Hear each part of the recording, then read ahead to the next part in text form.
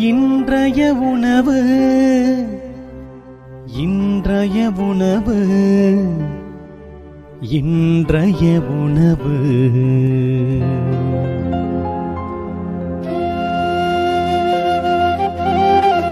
நற்செய்தி வழங்குபவர் தந்தை நிர்மல் ராஜ்.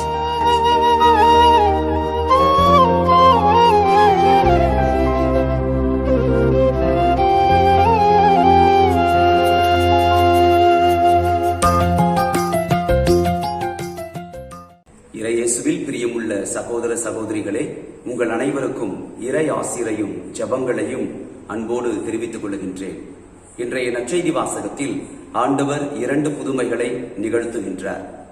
தொழுகை கூட தலைவர் யாயிருடைய இறந்த மகளை ஆண்டவர் உயிரோடு எழுப்புகிறார். இரண்டாவதாக 12 ஆண்டுகளாய் உதிரப்போக்கினால் அவதியுற்ற பெண்ணுக்கு ஆண்டவர் சுகத்தை கொடுக்கிறார். முதலாவது புதுமையில தொழுகை கூட தலைவர் யாயிரிடமிருந்து நாம் கற்றுக்கொள்ளக்கூடிய பாடம் தனித்துவமான வாழ்க்கை.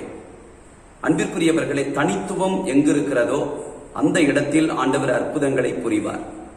தொழுகை கூட தலைவராக அவர் இருந்தாலும், ஒரு யூதராக இருந்தாலும், இந்த யாயிர் மற்ற யூதர்களை காட்டிலும் சற்று வித்தியாசமானவராக இருந்தார். இயேசுவின் மீது அலாதி நம்பிக்கை வைத்திருந்தார். எனவே தன்னுடைய சாகும் தருவாயில் இருக்கக்கூடிய மகளை எழுப்பி விடுமாறு வந்து அழைக்கிறார். ஆண்டவர் இயேசுவும் அவரை பின்தொடர்ந்து செல்லுகிறார். அவ்வாறு யாயினுடைய வீட்டை நெருங்கி செல்லுகிற பொழுது அவருக்கு சொல்லப்படுகிறது, மகள் இறந்து விட்டாள், சிறுமி இறந்து விட்டாள், போதகரை தொந்தரவு செய்யாதீர்கள் என்று சொல்லப்படுகிறது. ஆண்டவர் இயேசு யாயிரை பார்த்து நம்பிக்கையை மட்டும் விட்டுவிடாதீர் என்று சொல்லுகிறார். வீட்டிற்கு செல்லுகிறார். அங்கு அமளி இருக்கிறது, அழுகை இருக்கிறது.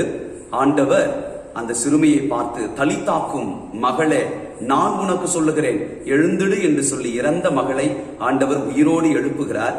பெற்றோர்களிடத்தில் அந்த மகளை ஒப்படைக்கிறார். அன்பிற்குரியவர்களை, நம்முடைய வாழ்க்கையில கிறிஸ்தவர்கள் என்கின்ற தனித்துவம் நம்மிடத்தில் இருக்கிறதா? அதை நாம் யோசித்து பார்க்க வேண்டும். நம்மை அழைத்த கடவுள் தனித்துவமானவர். அவருடைய தனித்துவத்திற்கான காரணங்கள் ஏராளமாய் நாம் சொல்லலாம். அவர் கடவுளாயிருந்தும் மனிதனானார். அவர் பாவிகளாகிய நமக்காக பாவம் அறியாதிருந்தும் சிலுவையை ஏற்றுக்கொண்டார்.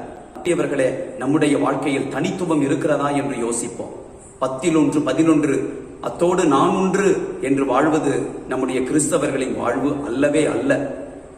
இரண்டாவதாக 12 ஆண்டுகளாய் உதிரப்போக்கினால் வருந்திய பெண்மணிக்கு ஆண்டவர் சுகத்தை கொடுக்கிறார். இந்த பெண்மணியிடமிருந்து நாம் நம்பிக்கையை கற்றுக்கொள்ள வேண்டும். எல்லாவற்றையும் அந்த பெண்மணி தன்னுடைய மருத்துவத்திற்காக இழந்து விட்டாள். ஆனால் வர வர அந்த பெண்ணினுடைய நிலைமை மிகவும் மோசமானது. ஆனால் இயேசுவின் மீது நம்பிக்கை வைத்தாள். நான் இயேசுவின் ஆடையை தொட்டாலே போதும் நலம் பெறுவேன் என்று நம்பிக்கையோடு இருந்தாள். மன தைரியத்தோடு அவள் இருந்தாள். பெரிய கூட்டம் இருக்கிறது, நோயாளிகள் பொது இடத்திற்கு வரக்கூடாது.